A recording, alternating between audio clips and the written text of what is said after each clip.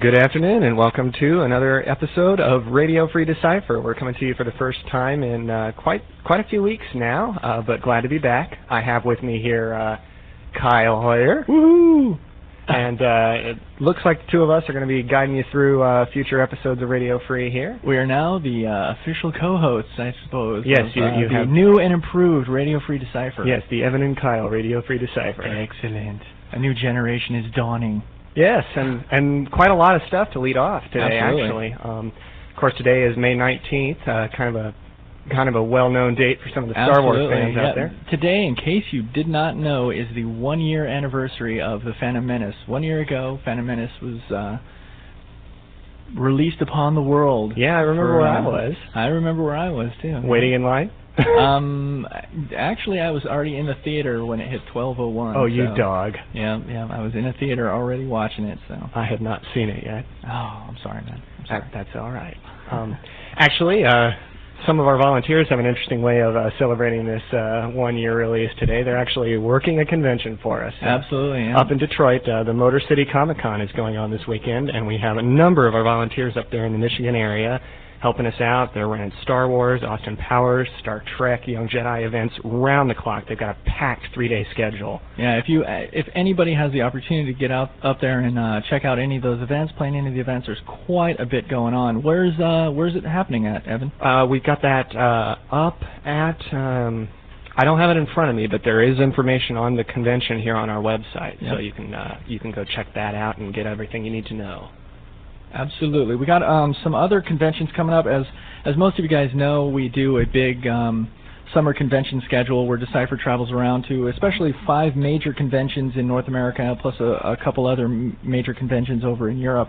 Highlighting the first one today, we're going to be talking about Dragon Con a little bit. What do we got going there? We got some open events. We have some tournaments for some uncut sheets of cards. Team events. Team events. Very cool. For very all cool of our stuff. games. Big.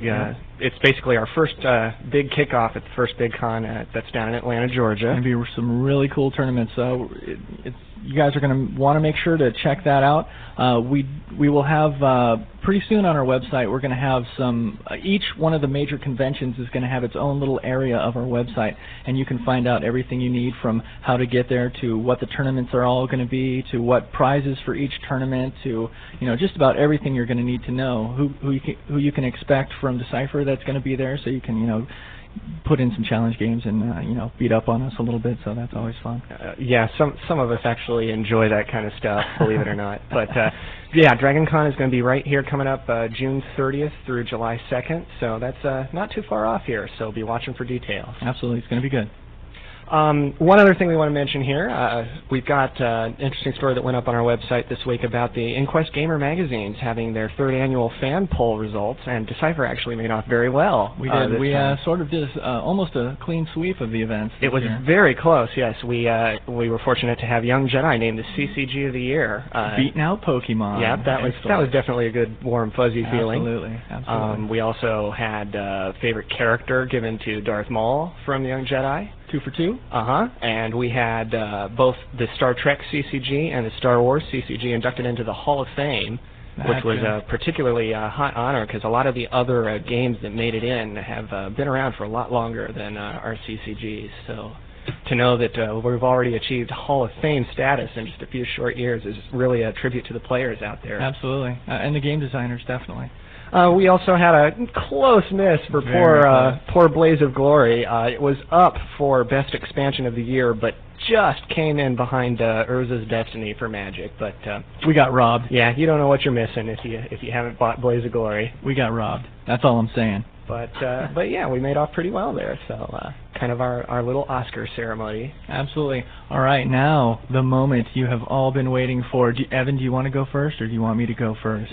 Kyle, I think I'll let you start this. All right. He wants everybody to walk away from the Radio Free Decipher today with Tribbles on their mind, so he's going to save off his good stuff until after I go. But so I wanted to talk to you guys a little bit about Death Star 2. We know we're all waiting for it. We know we all love it. So some information I wanted to give you. First, I want to talk to you guys about the pre-constructed starter decks that are going to be available for Death Star 2. I'm not sure how many of you are aware of that, but we are having pre-constructed decks, one light side and one dark side deck. Now, the cool things about these pre-constructed starter decks is that they are going to have one fixed card in each one. So there will be one light side fixed card, one dark side fixed card, and those two fixed cards are, drum roll please, Admiral Piet for the dark side and Admiral Akbar for the light side. So we got the two big admirals going on in the pre-con starter deck. And we're not talking about like Jedi Pack Han and Jedi Pack Leia. We're not talking about that goofy these stuff. Are actual. We're talking about some buff boys here. Rares in these. Yes, in absolutely, absolutely. Some other cool things about the pre-constructed starter decks are that it's going to have a heavy Endor and Death Star 2 feel to it. In other words, you're going to get a lot of cards from Endor and a lot of cards from Death Star 2.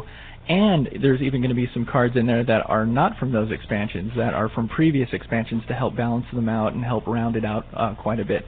And the cool thing that leads us up to is that after the release of Death Star 2, there's going to be a brand new tournament environment for the classic Star Wars CCG that is going to be an Endor and Death Star 2 constructed environment where you will only be able to use cards from those expansions and any of the cards in that pre-con deck. So, you know, if there happens to be like a blaster rack in one of the pre-con starter decks, note, there probably will not be a blaster rack in Death Star 2 pre-con decks. You heard it here first.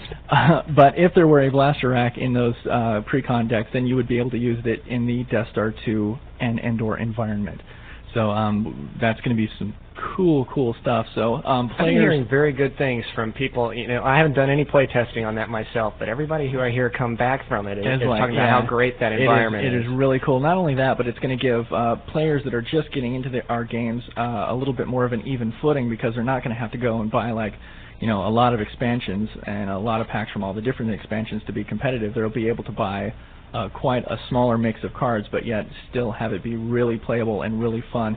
When the production team, when the guys went in designing the Death Star 2 set, they designed it from the frame of mind all along that there was going to be this Endor and Death Star 2 environment. So, you know, it's kind of like that was the big climatic battle at the end of the movie, and it, you know, kept flashing back and forth between those two battles, and that's really what's going to be happening in this new tournament environment. It's going to be like ground pound and space pound. It's going to be really, really cool. Peanut butter and chocolate. They're just made to go together. Absolutely, absolutely. All right, that's some cool Death Star 2 info. So what do you got for us from Tribbles? Well, Tribbles is in an interesting state right now. We have sent the Tribbles set off to Paramount for approval. We're still waiting on word from that, but it's been very challenging. As you know, Tribbles is the first set that's going to fully feature material from the original Star Trek television series, and as part of picking that up in our license, we've had a lot of trouble with approvals. I mean, challenges that we hadn't anticipated. A lot of those actors, some of them are of course no longer with us, like the late DeForest Kelley, some of the other background actors, and we've had to seek approvals from the estates. Legal contracts didn't work the same way back then that they do on shows now, and so a lot of the actors maintained the rights to approve the use of their image, even the background players. So, which is a real nightmare for approval It processes. is, because what we've elected to do for Tribbles is not confine ourselves exclusively to the Trouble with Tribbles episode. There's going to be stuff in this set from even other episodes of the original series. It's really all fair game. And we've had to go in and seek out the approval of each and every character that we want to use in there and find out, you know, where they are now and whether we can use their image. And it's been quite a challenge. All right, before we go on with any more Trouble with Tribbles information, I believe I speak for all of the players out there and lovers of the Star Trek license. Is there going to be a shirtless Kirk? A shirtless Kirk? Or a two-handed overhead hammer blow card in Trouble with Tribbles. You know I want to see the judo chop Kirk. Oh, absolutely. There's got to be. You know, we got to have some campiness. Well, we're kind of a little bit constrained by the Captain Kirk that was already seen in the Dominion, because of course, as you know, that card was previewed there and will be seen finally as a rare in Tribbles. Drat. Well, I'm not saying you're never going to get it. Oh, there we go. There we go. All right. I'll go back and talk to the designers about that. I mean, whatever. But anyway, it's going to end up being quite a good mix of stuff from all over the original series, stuff from Deep Space Nine, and even a few surprises. You never know what might sneak in there from the Next Generation, from some of the other series.